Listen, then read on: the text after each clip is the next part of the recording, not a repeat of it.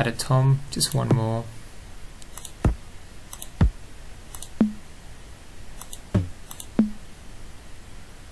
I'm going to add this one because I know it's not in the right key, but we are going to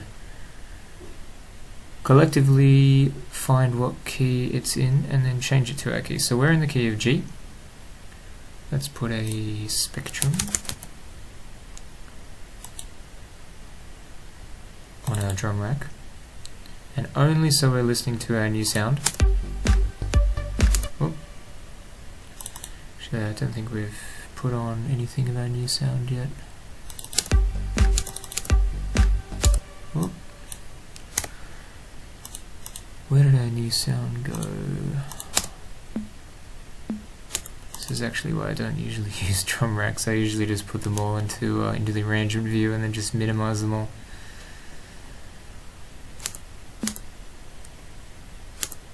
And there it is.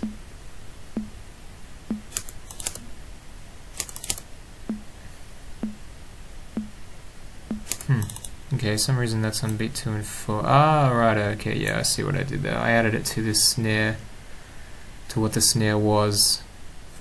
Okay, just gonna move that. Yeah, I'll leave that there, okay.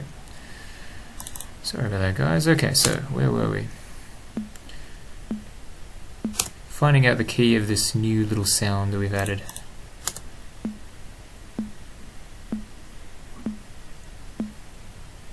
So it's about an A or a G sharp, and we're in G. So what are we going to do? We're going to transpose it down. 1, 2. Much better. So it's hitting the tonic of our key, the first note of the scale. That's going to sound a lot more groovy.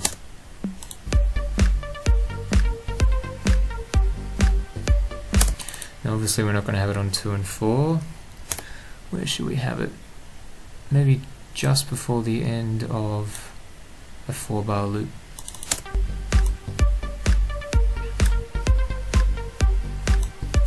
Didn't even hear it.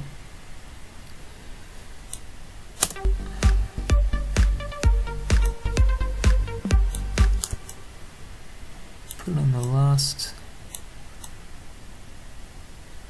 semi-quaver of the of this 2-bar loop. Sorry.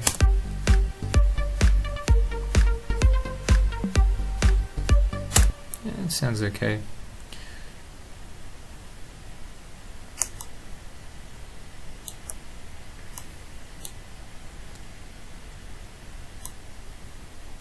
One, 2, 3, 4. I think we just want to turn the volume on that one, so it's just a little bit of ear candy, but it's certainly not like a driving force in the loop.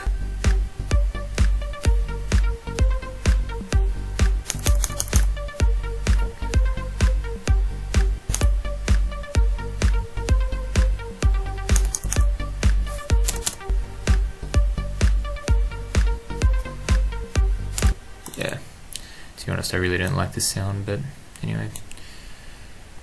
Let's get rid of it. There's no harm in trying something out and then not liking it and getting rid of it. You never have to keep something if you don't like it. And it's good to get into the habit of, if you don't like something, just get rid of it. So that didn't work, but that's okay, no problem. I think that's pretty much it for our loop. Our drum loop. What have we already covered? We've already covered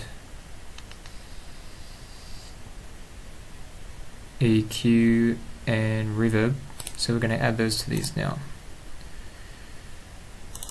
So our drum rack, so it's not getting in the way of other stuff, let's add an auto filter.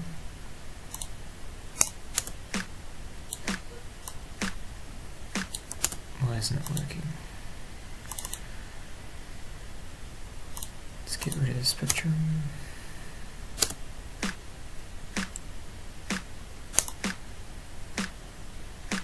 Why isn't it working? Auto filter, why are you not working? Very strange. Oh, it's because this is on. Yeah, be careful of soloing tracks. I've done that so many times. If you do solo a track, turn it off straight away. That's why it wasn't working. None of the tracks were working. There we go.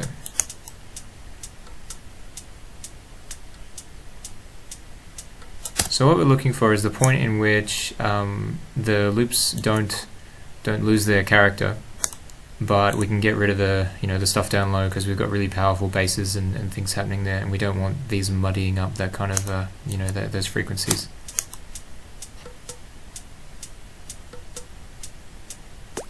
So looking for a change. It's a little bit thinner now, but not much. Yeah, I wouldn't want to go to maybe about there. I started to hear it change quite a bit, so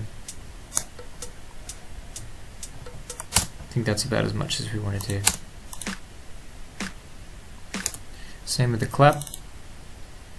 Let's do the same.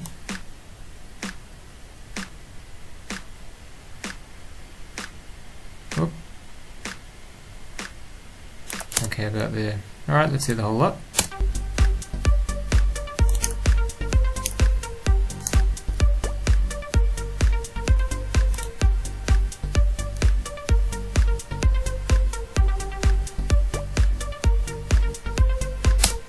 Okay, it's grooving along pretty well. Reverb to our percussion. I'm going to use a plugin which I suggest you get. It's called Valhalla Room. Absolutely love it. It's really nice and simple to use. I'm going to use a really quick reverb that happens almost straight away.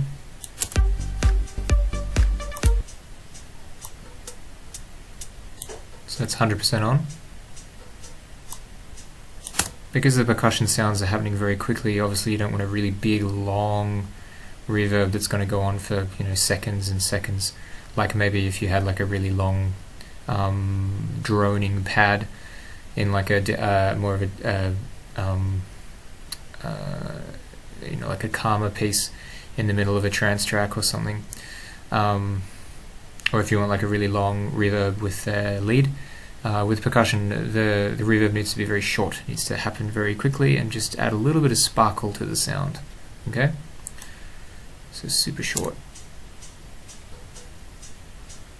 I think that sounds pretty good. Depth, let's see how deep we want it. That's too much.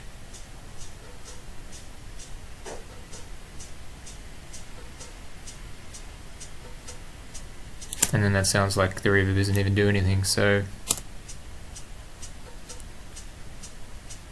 depth is basically how big the room is that you're creating. So if you want it to sound like it's a little room, like a classroom, full of chairs and people and carpet, not good acoustics for making music, then then you have it on a very short depth. Whereas if you want, say, like like a cathedral or something, then you get this kind of thing. So it's always a balance of matching up how long your reverb goes, the decay, and then the size of the reverb to make it sound natural as well as make it specific. So drums, super quick and not too big.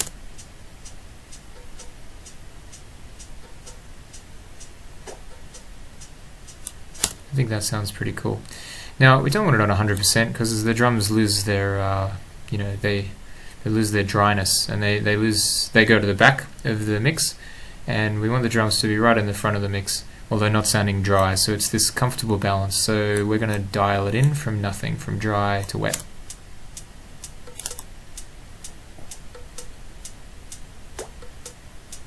And honestly, that's all we need. Don't add too much reverb with your drums; they'll just get messy and in the way.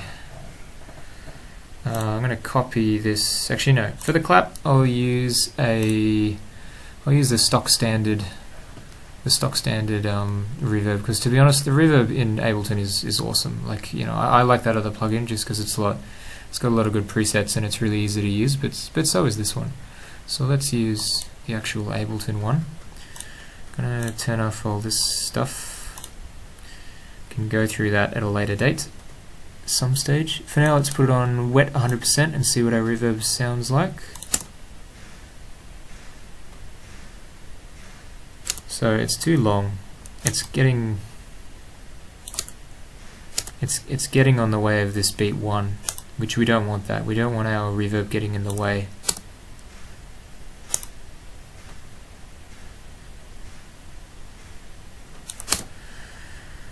Okay, and size.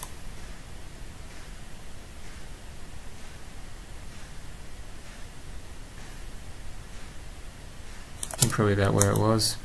And see. Alright, now let's dial it in.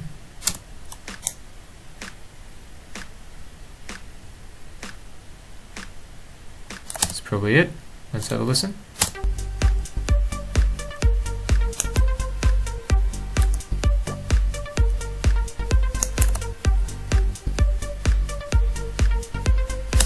Groovy, starting to sound a bit more alive. Okay, next one. We're on to compression.